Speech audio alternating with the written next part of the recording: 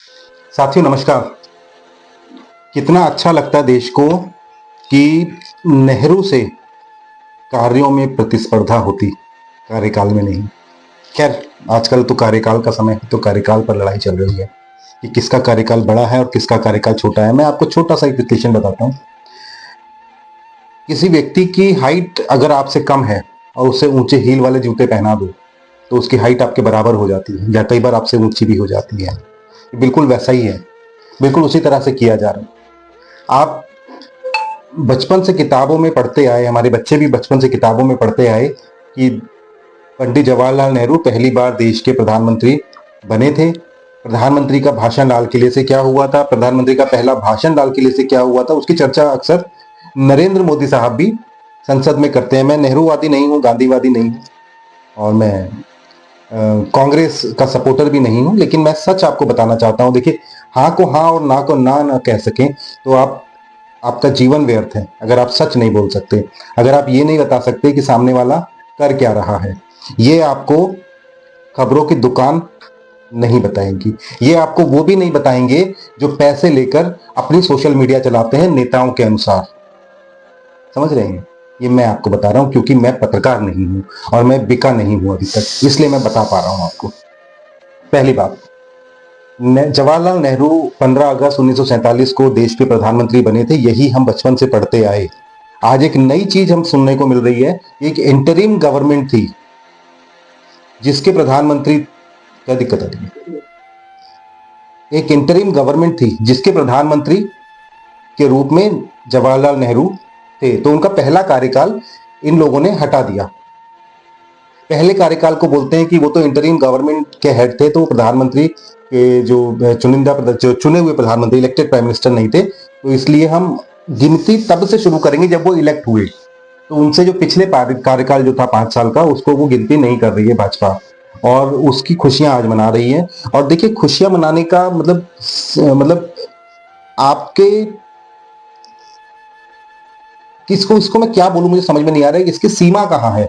कि आज मंदिरों में पाठ लोग करवा रहे हैं, मंदिरों में नेता लोग जा रहे हैं, दर्शन भी कर रहे हैं, सब कुछ कर रहे हैं, लेकिन हकीकत में क्या आप उनसे बड़े हुए, आप उनसे लंबे कार्यकाल वाले प्रधानमंत्री हुए? नहीं।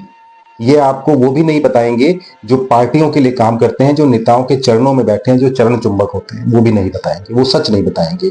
उनकी नजर में ये है कि आज नरेंद्र मोदी का कार्यकाल नेहरू से बड़ा हो गया, नेहरू का 5 साल कम करके, और आज इनका कार्यकाल बड़ा हो गया। इसकी जरूरत क्या पड़ी, ये मैं आपको बताऊं। साथियों, इसकी जल्दी क्या थी कि मुझे नेहरू से बड़ा बनना है या मुझे नेहरू से बड़ा बना दे पार्टी या देश? इसकी जरूरत क्यों पड़ी? इसकी जरूरत इसलिए पड़ी कि शायद शायद जब, क्योंकि जवाहरलाल नेहरू का टोटल कार्यकाल 17 साल का था, शायद 17 साल ये साहब प्रधानमंत्री ना रहे, नरेंद्र मोदी प्रधानमंत्री ना रह पाए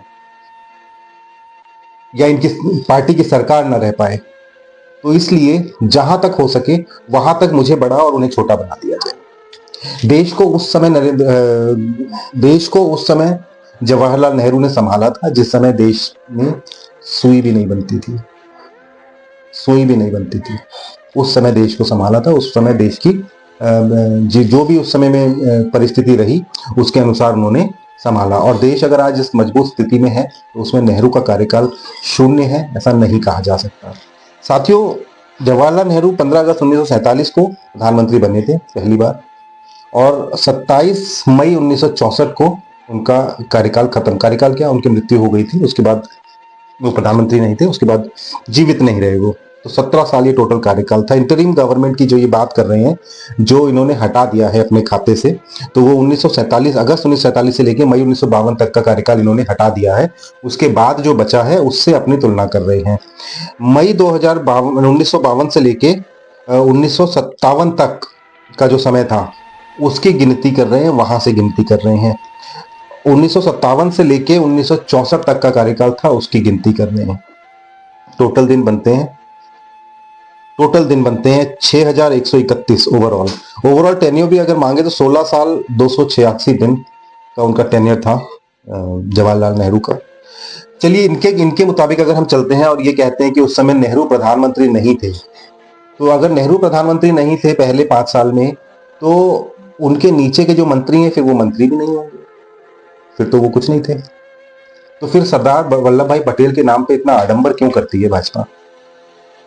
सरदार पटेल के नाम पर रन फॉर यूनिटी और इतने 1000 करोड़ की एक प्रतिमा बनाई है गुजरात में, और इतना सब आडंबर जो कर रही है भाजपा, वो किस लिए कर रही है?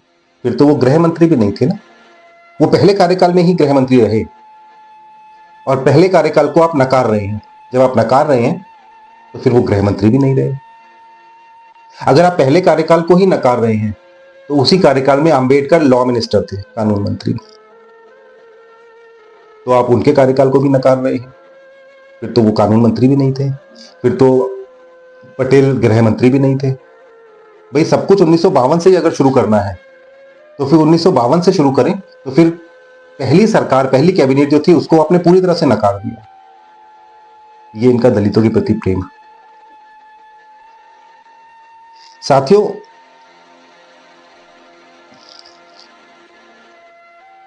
मुझे समझ में इसलिए नहीं आ रहा है कि ये ऐसा क्यों करना चाह रहे हैं, क्योंकि मैं बहुत समय तक भाजपा का सपोर्ट में रहा हूं, लेकिन कुछ चीजें हैं जो मुझे लगता है कि गलत है, तो मुझे बोलनी चाहिए।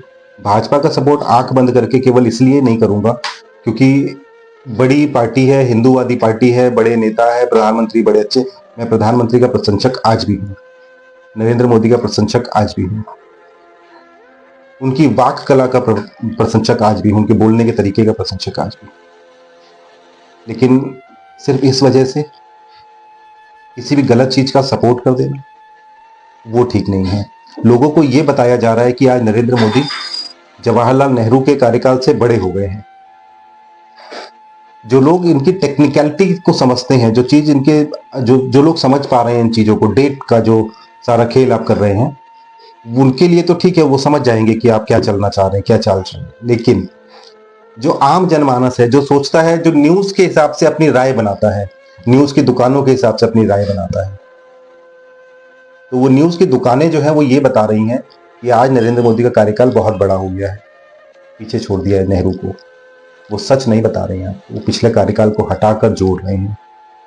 ये बिल्कुल वैसे ही हो गया जैसे बेटे की कमाई, पिता की नौकरी छूट जाने के बाद बेटे की कमाई जब शुरू होती है और 40,000 से बेटा शुरू करता है, और पिता ने जब 80,000 पर छोड़ा तो कहता है कि आज मेरा 40,000 शुरू हो गए हैं और 1 साल के बाद मेरे 80,000 हो जाएंगे, तो मैं आपसे बड़ा हो गया, 1 साल के बाद मैं आपसे बड़ा हो जाऊंगा।